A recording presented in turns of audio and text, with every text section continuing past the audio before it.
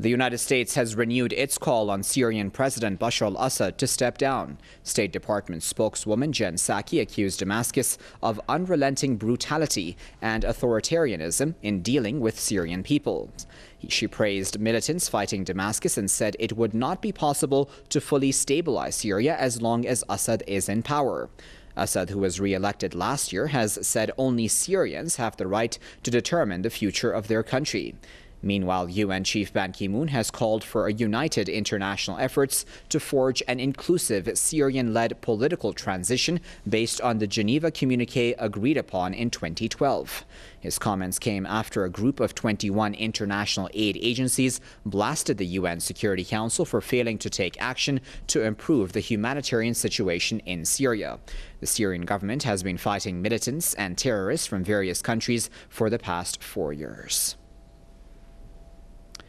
To discuss that a bit further, I'm joined by Ms. Sarah Flounders, who is with the International Action Center, and she's joining us live now via Skype from New York. Now, Ms. Flounders, a lot of this statement seems like it comes out of the twilight zone almost, with the U.S. essentially praising quote-unquote rebels. Well, just imagine the arrogance of demanding that the Syrian president step down and that U.S. imposed mercenary criminals take up the government in Syria.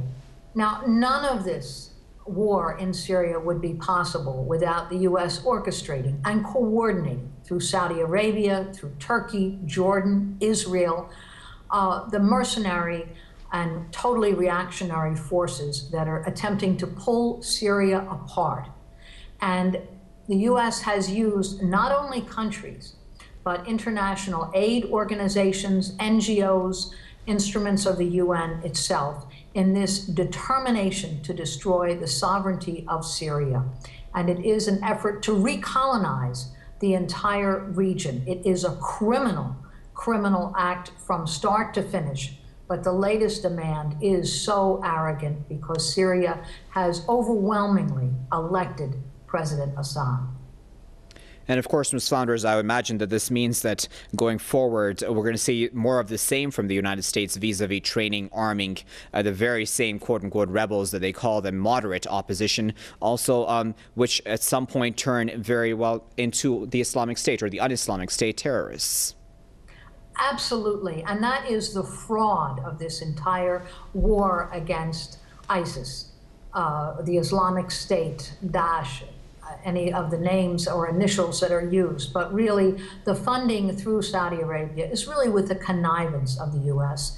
And the idea that there is a funding of moderate forces who at the drop of a hat turn and become ISIS militants on the other hand.